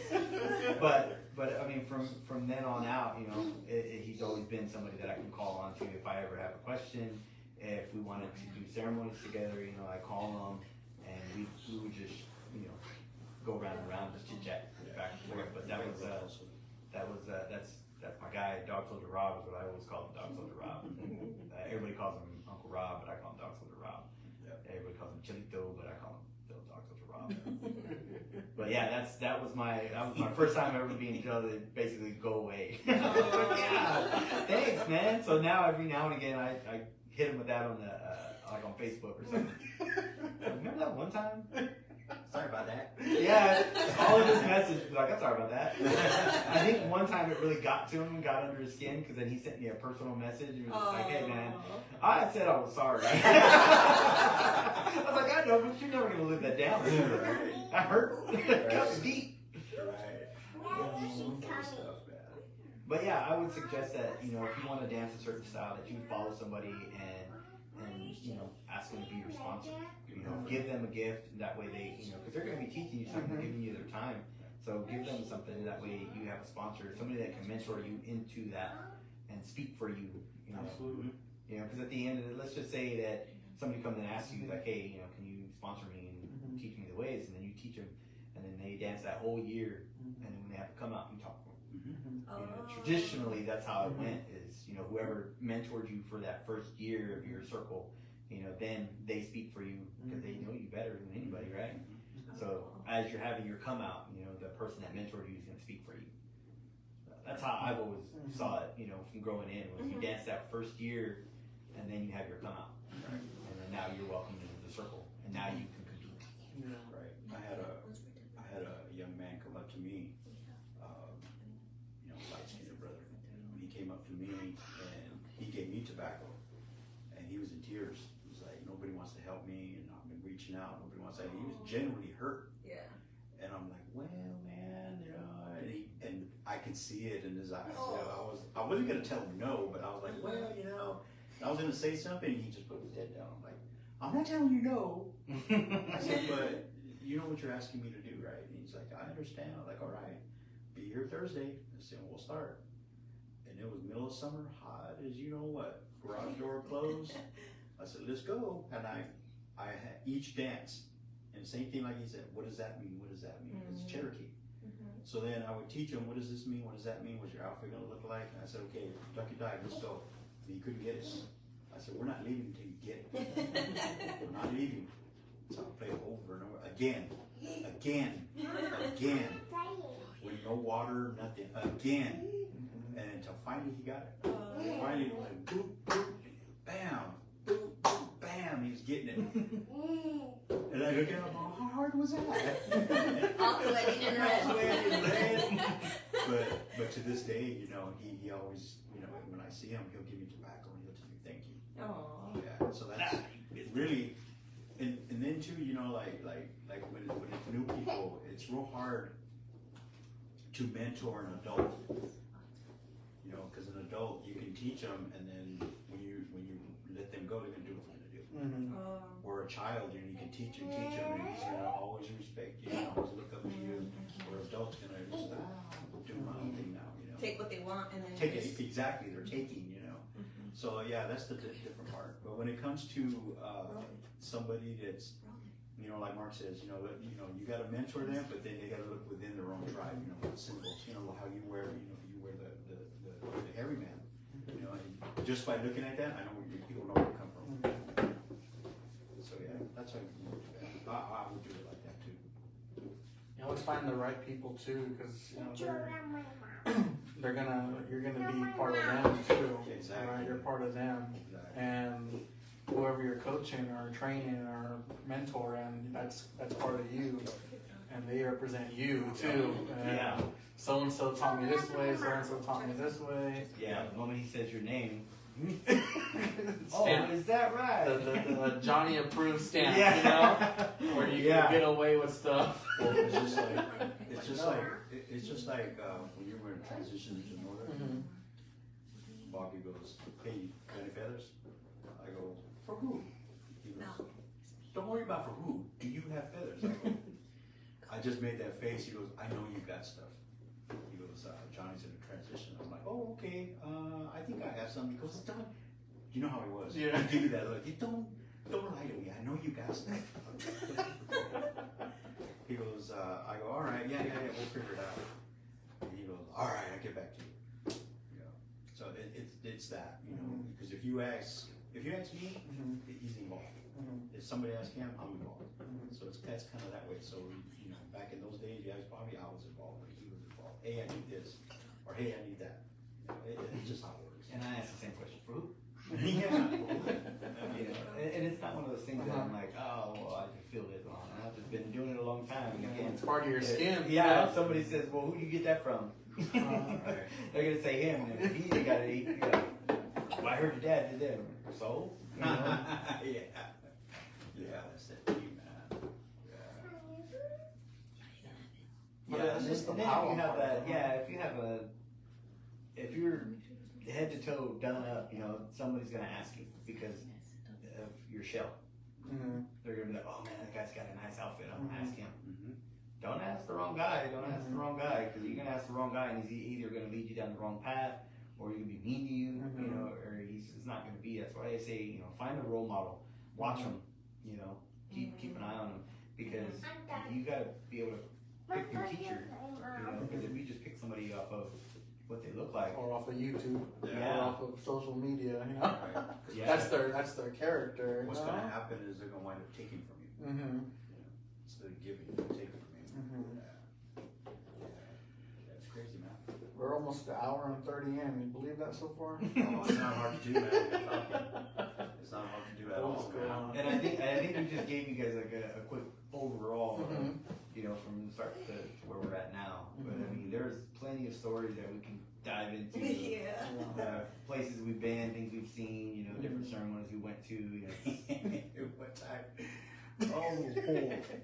we were going to North Dakota for ceremony, right? And we brought this guy, man. We brought this guy, right? So we were in the middle of Wyoming, man. It's like plains, just left and right, just long road, and we're going. And were you driving? You were driving, huh? You were driving? I was driving. Mind you, he was only like 19, 20 years old, right? He's driving, speeding, and this guy in the front seat. Allegedly. You were somebody, you know. I was awake, trust me. I was in the back seat, and we had this other guy right. And he had this thing where he was so loud, man. So I'm sitting here like this, and he's like, it sounded like, you ever see a cow that has a rib on the nose like that, and he's tied up? And he's like, trying to break loose. That's what he sounded like, snoring. So he was sitting there snoring, and this guy was driving. And I swear, out of nowhere, he raises up, and he's like,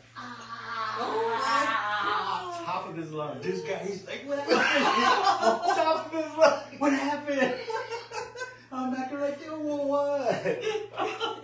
He goes, he woke up. And you know, on the heat, how it has the water, he thought we were going into a lake or something, so he started spraying on top of his lungs. The mirage, right? Yeah. Mirage. The top of his lungs, dude. His lung, Johnny. Like a loud. Look at him! He's like, I'm like, oh. This guy's like, ooh. Oh my god. Yeah. That guy, something else. Something else. The medicine's working. You know, you know the rest.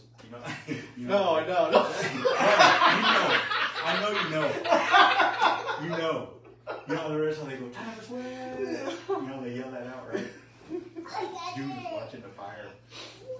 And he was watching the fire, so he was all full of soot, right? And then out of nowhere you can hear, because we're so far, yelling.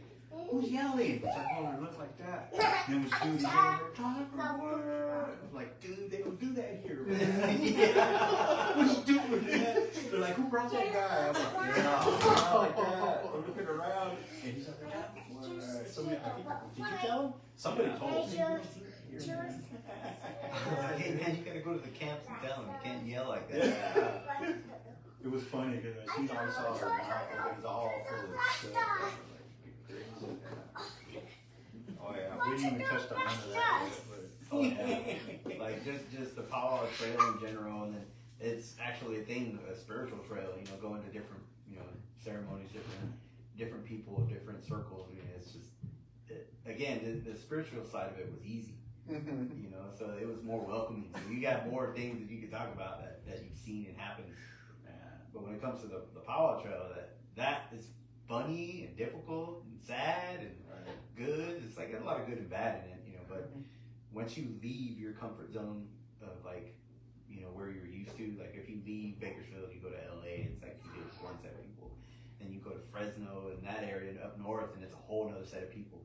Then you go further, and it's like, oh man, this is a whole other realm of people, And then you get to the big names, once you get further out, and it's like, the big difference. Yeah, you got people from all over the country, and they're used to doing things a certain way because they click together, and you are the outsider. You're the outsider. But yeah, man, when we started that spiritual thing, man, we used to go to the Thule Elk Reserve, where they have all the elk out there, and we used to go out there with Joe. And even that's crazy too. I remember being in there because the lodge was so big and it started collapsing. So we're in there holding it up. yeah. Hold it up, Mario, hold it up. It's all right, I'm holding like that. He's all my relations, open the doors. I'm holding like that. You look at me, you're like, you gonna open the door or not? I'm like, oh, I let that go. Just little things like that, just funny, man. And you would think they'd rebuild the lodge. Nope, they just get a stick. Just funny times, man. We were up there at Grandma Sips one time, and he tells this guy in Chalks, hey, go get water. Dude, it's like 9 o'clock. You gotta go down to the river. Yeah, exactly. There's no lights down there. Why are it gonna be us? And look at them like that, and they walk down there to get water. And I'd say, I don't want to be young ones. Yeah, man. I'm sitting there all quiet, and I'm like, all right, get ready to go in. And he come over, we bring stones in, and I'm like, okay, by myself. Yeah, it's funny times, man. You look back on them now. Those are like years ago, man. And getting, talking about that, that when COVID hit, man, in 2020, man, we lost a lot of good people, man. A lot of good people, When I heard about that situation, that man, that stung me, man. I was like, man, man.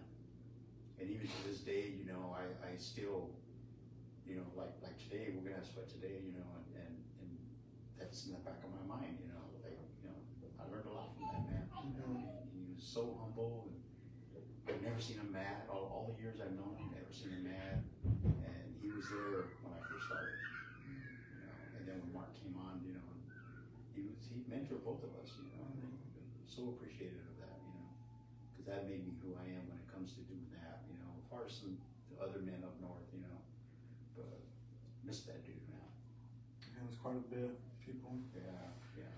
Yeah, and then even myself, I caught it in 21, and when I first got sick, I was like, no big deal, But then it got worse, and then when it got really bad, I finally went to the hospital, and even the doctor was saying, you waited too long. It was 14 days. I was 14 days in. He goes, you waited too long. Why did you wait so long? I'm like, really? And they would call down here, and they tell me, hey, just stick it out and go away. I'm like,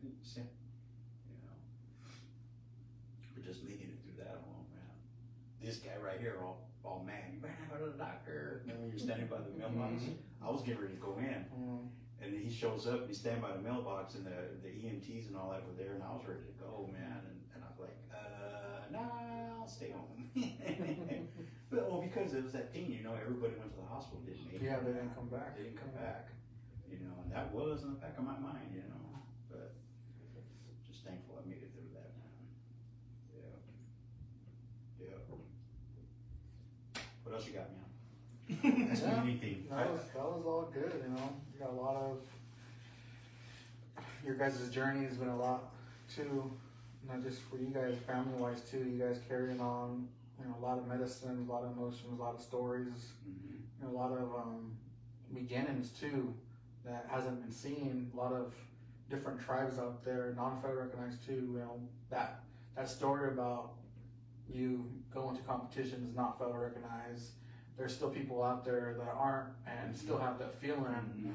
And once they get the feeling of accomplishment that they finally got recognized, quote again, that feeling is what a lot of different people still feel of wanting. that beginning stage, it's a lot of hard work between tribes to do all that.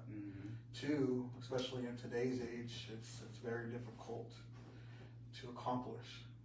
And then the next steps too, from your guys' cultural stuff, your center, getting grants, getting the whole foundation started, that's more my realm. Right. Understanding the whole economic development, future-wise, financial-wise, education-wise, the whole built-up story of actually, sustaining and building the tribe for better now. There's a lot of groundwork that your guys' family done too. Right. And it's very emotional, but you have to understand and teach what you guys are doing now, give it back to the community. Right. Yeah, what's been a real blessing is the prevention department that came in. They say prevention through culture. We want to prevent the alcoholism. We want to prevent the domestic violence. We want to prevent the drug abuse. We want to show these young people the culture. That way, that there's an alternative to being hanging on the street and getting involved in these ugly things that are out there. So we teach them dance, drum, sewing, how to make regalia, singing traditional songs, telling these old stories, and it's working. It's working. Even with the adults that, like myself, I started at 25, and you have adults that are my age, they're 60 years old, and they know nothing of nothing, and they're so hungry for it. And when we start telling stories, or even singing with a rattle, they gravitate towards that because that's what's missing in their life, their whole life. The connection. And they get that connection, and they bond, and that's what makes our community stronger. So that prevention department is really, really a blessing. It's difficult too, because living in Bakersfield, you guys are in town. We're like Thule, we're in the mountains. We're away from everybody, away from all the naysayers or your education that are whipping you, saying don't be Indian type of thing. You guys are in the trenches with these people, whispering of how to be your tribe. Right. That's even our own families that are doing that. Our own tribal people. They're like, we don't believe in that, or white dude, it's a waste of time. We made it this far without it. Wow, yeah. But you got to understand that. You got to understand that our ancestors that survived, and they kept these songs. Like they said, some of those songs came from like 1910, 1914. Wax cylinders over there in the college, and then it made its way back. And when me and this guy would sing them, I can only think that old man is listening. He's like, my relatives still sing that song, over 100 years ago, and they're still singing that song. How does that make him feel in the spirit world, And when I sing those, I feel like I'm honoring you, and I share it with these other people, and they sing it, So you gotta keep it going, man. You gotta keep it going, So but there's more to it though. There's so many things we've been through. Just like he was saying, when we first started, we had to figure it all out on our own. Nobody wanted to help us. Against the grain. Way against it. When it came to making stuff, or how do you do this, how do you do that, figure it out. Or even when you figured it out and you think it looks good, somebody's got something to say. That's not how you do it, right? That's like crap. I was like, all right, And we didn't have YouTube and all that to go search it. We just had to figure it out. Yeah. Now you can get on YouTube how to do bustle, how to do lazy stitch, or even how to sew, how to cut patterns and sew and all that. You got that, but back then it was none of that. None of that. How to do moccasins and all that. It was none of that. And then you get the people that are just taking advantage of you. Yeah. Overcharging you because they can. Because who else are you gonna get it from? Yeah. There's good and bad to everything. Even like I said, the spiritual side of it was fun and easy, but there were still some people that made it hard. Just for the sake of making it hard because they could. But the powwow side was the hardest by far. Right. But the beautiful thing about the spirituality part, when it comes to our people, like I would get told this all the time. Where are you from? Oh, from Tejon Ranch. Oh, you're my tribal cousin. And we're not blood related, but I'm Yowlumni too, so we're tribal cousins. So that was a beautiful thing. Like where I can go to Thule and I was accepted. I go to Tachi, I was accepted. I go to the coast and they're like, okay. even if you go some of the places way up north, you know, and you're accepted. You know, and that's the beautiful thing about being native. You know, they accept you. But then there's those ones, you know, there's those ones, man. They're like, They easily accepted my dad because I mean he looks like something from a long time ago. I mean seriously, his facial features are way different from mine. The color of his skin is way different from mine. So I was the light complected one everywhere we went. And this was before tattoos and everything, so I was really light skinned. Then I had long hair, and then I had light color eyes, and they were just like, that's not your dad. Get out of here. Yeah, So more something else to be added on to you. Yeah, oh man. So yeah, it just got a little difficult. But then, you know, in time people understood and they were, oh yeah, I know who you guys are. yeah. But yeah, when they see him, they see me, they're just like, Yeah, that was funny. I used to always say, thanks Dad, that's so this is from my mom. Well, like you know, his mom, my wife, you know, we've known each other. We'll be married 43 years in November, and we've, you know, like I tell people, man, I've known my wife since I was like 15. Oh, wow. And we've been together ever since, you know, and you know, in her family, she has a lot of Spaniard. You know, her grandparents were Spaniard, and then the other side they were from deep Mexico, like Oaxaca, way back in there. So she's really she's spiritual as well.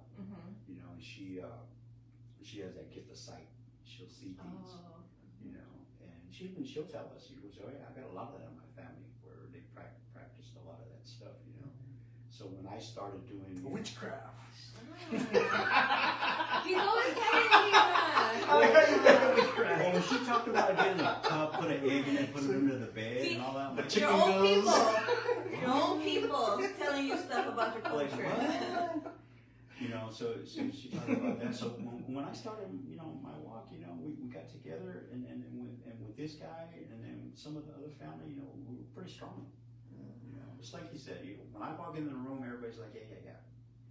But when we walk in the room together, we carry two different things. It's like a big old eagle and then lightning hits. Boom! And everybody's like, ooh. You know, they kind of, you know, well, the fake people, they get nervous because they're going to get called out. The ones that want to be like you are the ones that are excited to see you because they know you're going to mentor them and teach them. You know, so you know it's crazy that it's like that when you walk into the room. You'll see it. You can see it, and the ones that don't like you, you'll see that too, just because. And that's the ugly part, where they don't like you just because. Well, what's wrong? You know, they won't say it to your face, but they'll say it when you're not around. You know, and that's why I always tell my relatives, you know, well, hey, you know, so-and-so was talking about you. I want to hear about that. I want to hear about how you defended me. Oh yeah. I want to hear what you told them, not about somebody who's talking about me. You know, and it's That's just like, true. if somebody says, oh, that guy Johnny Nieto, like, hold on, time out, man. Time out. I know that guy. You know, you keep talking like that, so me and you got a problem. You know, and that's just the way it goes. You know, because it's just the way it goes. You know, and I'm not going to say, oh yeah, well, what did you hear? You know, and then I come tell him, hey, this is what I heard about you. He can say, easy say, well, why did you stick up for me? You know, I thought we were good like that. You know, and it's not only a native culture; it's in every culture. It should be that way. Like Joe said, if everybody was nice in this world, it'd be a nice place to live. But unfortunately, you got to have that balance. Ugly people and nice people. Just the way it goes. Yeah. We got to stay strong. Yeah. Just stay humble and keep going forward. You know, and the hard part is staying humble. You know, because like Mark will tell you, you know, we're men first. You know, you're a woman first. You know, and if somebody wants to get sideways or talk out of pocket, and you can say something back. But we can't, you know. Like for me, it's hard because I'm so elevated that I can't. And even though I want to revert back to being 20 years old, it's like, well, you know what? You can't. You got more responsibilities, and you can't risk it all. Like you can't just throw it all the way, all those years, huh? That's what I say. You know, just like being in a parking lot. Somebody, you know, wants to talk out their neck. You know, and we can handle it now. Then that's what you're going to be remembered for. Because I guarantee you it's going to get in that powwow arena and everybody's like, oh, that's that guy. That's that guy. Damn, but even if people were to say like, oh, but he was defending himself, they'll still like hold that against That's him? that guy. Oh, yeah. Wow, that's crazy. That's that guy. Because I know a guy like that. Oh, yeah. We know guys like that. That be in the parking lot and, oh, that's that guy that smokes weed in the parking lot with his outfit on. Well, that's that guy that was drunk hitting his woman in the parking lot. Yeah, that's out there and that never goes away. That's not the guy that won first place 5 times in a row. No, that's the guy that got drunk and hit his wife. See, those things will stick. Well, that's a little different right there. Oh, it'll stick to you, that's what I'm saying, but it'll stick to you. Yeah. You know? Because back in the day, there wasn't no going to the motel room. It was tent city. You know, when we were powwowing back in the day, it was everybody pop a tent up. So it was like everybody. Before it was cool. Nah, Hey. I'm homeless, relax. No, but it was that. It was like everybody kind of knew everybody's business because they were all on tents. You know, camp. You know, and it was before motel rooms, so you kind of know and learn people like, ooh, that's their habits. Oh, okay, yeah. Yeah, man. So yeah, I mean, we don't got nothing else. I got a story and we can sing this song. Yeah, I was gonna ask you about what you brought here to share with us. Still my little rattle. I had this dream. I was up there by the old sawmill. Somebody was telling me, yeah, you go way up there where the cemetery is at. That's where all those spooks are up. You know, up by the sawmill. And I'm like, yeah. I'm like, yeah. You're on ghost hunters, Yeah. Again. So I had this dream. I was way up there, right? And I was walking through. Ain't nothing up here. So I was walking down that road. I went right by the sawmill. I was walking. And the song came in, right? So I'm singing this song.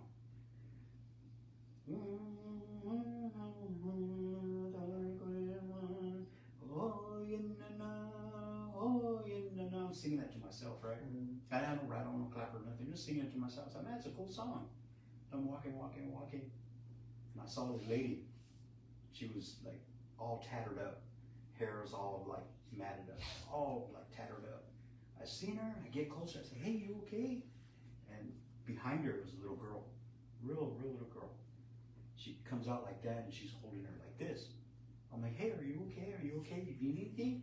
And she looks at me. She goes, you better run. I go, what? You need to run. I'm like, what? I get closer. I ran. I wouldn't ask 3 times. I got closer. I'll tell my auntie behave. This man came off the hill, right? And I seen it, and he was the same way, all tore up. And he goes, you need to run. And he looks at the lady and the little girl, and they grab their hands, and they take off the side of the hill, turn into deer. Gone. So I'm singing that song. Oh man, that was crazy. I was singing this song. Mind you, I'm dreaming. I was singing a song, I was going like that. Walked across the $1 Million Bridge. Walked across like that. Turned like this, and you know where the old trapper used to be, right? So I was walking over there. This old man sitting under a tree. Long old beard, mustache like that, long gray hair. He had a staff. He's sitting under the tree. There was 2 boys, maybe 10, 11, 12. They had these long sticks, and they were poking that old man. Right? They were poking him, and he's sitting there like that. Ah! He's like, ah! And they kept poking, laughing, poking. He's like, ah! I got closer, and I go, hey, you boys, knock that off. Stop that. And they were like, you don't tell us what to do. I'm like, hey. So I got closer to that old man. He was blind. Because I seen him turn like that, and his eyes were white. He turned like that, General Manuel. He looks at me like that. I'm like, oh. I go, hey, you don't know who that is? They're like, oh, we don't care. I'm like, you don't know who that is? I said, that's General Manuel. That's well-respected elder here at this land right here. Well-respected. And he recognized my voice. And he goes, hey, sing my song. Sing my song. So I started singing that song again. He always sings it too, right? He put his staff like he got up that real slow. I started singing it. And he started dancing with that staff. I was jamming out around, singing it. And he goes and sits back down. And I told his boys, sit down, behave. They sat down, and he started telling a story about how nowadays these kids around here don't want to listen. They don't want to follow these old ways. They don't want to listen to the stories. They don't want to listen to the songs. He goes, look at them. They're poking me with that stick. He goes, I was just sitting here praying, and they're poking me with that stick. And he kind of turns like that. His eyes were white. Turns like that and starts crying. So I'm like, oh man. And I told him, I scolded him. I said, pay attention. Pay attention to these elders. They have a lot to teach you. They have a lot of knowledge.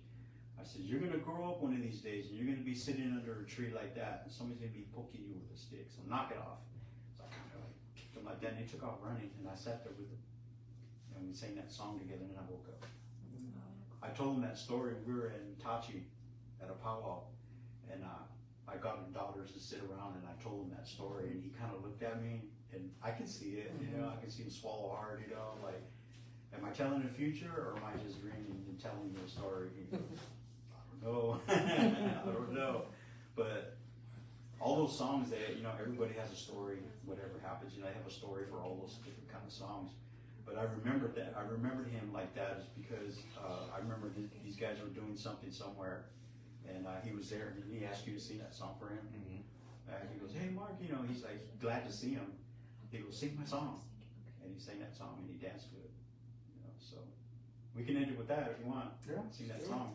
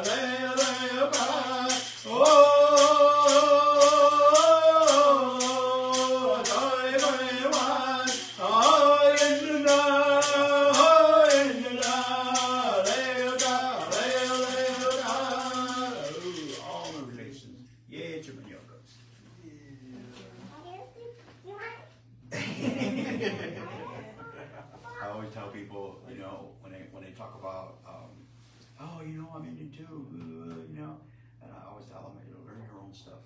You know, go back home and learn your own stuff. Learn a song, learn a story. You know, sit there with those old people, give them an offering, and sit there and be quiet. And they'll open up and they'll start sharing things with you. But learn something from your own people. You know, too many times you have people that start dancing or singing and they don't know their own stuff. You know, and I always tell people, yeah, we can sing Northern, yeah, we can sing, you know, Lakota songs, Blackfoot songs, Cree songs. Yeah, we've been to Sundance and this and that. All these things we've done, but we began with Mr. Garfield. We sat in that circle with him, and I'm here to tell you, man, it was not easy. It was not easy because that man made us earn it. He made us earn it. Joe, how does that go? Pray about it. You tell us, pray about it. Always going, pray about it. You know, so if anything, you know, that's the message to these people, you know, go out and learn your own stuff and, you know, reach out, ask questions, you know, and that way, you know, we can move forward like that, be good people, you know, because the both of us, we've been doing this a long time, but I'm here to tell you, we don't know nothing. Don't know everything, ain't trying to know everything, you know, just trying to survive and fit in, just like everybody else. And because you'll be in the center of that tornado.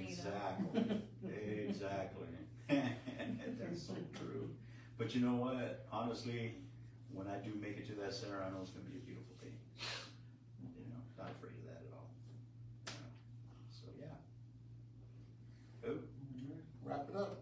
Yep. Well, thank you guys for coming. We appreciate it. Thank you for sharing your story, telling us about you, your life story. I know there's more to share, but thank you for sharing what you guys could, and thank you for the song. Thank you. Thanks, Jackson. All right, Jack. All right. O.I.T. Clothing, episode 28 of The Talking Stick. Thank you guys for coming over. over and sharing and taking time out of your day to, you know, we appreciate. That's what we started this for, to pass down the knowledge and to actually share and document something. You know, to actually have something. I know this guy's been growing up, and what we've been seeing, like, wow, Jackson was a baby, we're doing all this. Now he's doing his own thing, Right. which is good. Right. Yeah, it's a lot of good storytelling and telling people who you are, sharing it, and getting things out there, because a lot of what Mark was sharing too, you know, we don't really talk about, you know, out there to everybody when they're getting started or how they're getting started. But it's good to know that, though, because there's a lot of politics and a lot of stuff that goes on behind the scenes that, you know, that you see, that you don't see, and to carry on something too, to actually share, pass along, good and bad, because of that balance, like you said too. Yeah, thank you for sharing all that. All right, guys, wrap it up. Time to eat. Peace. Food time.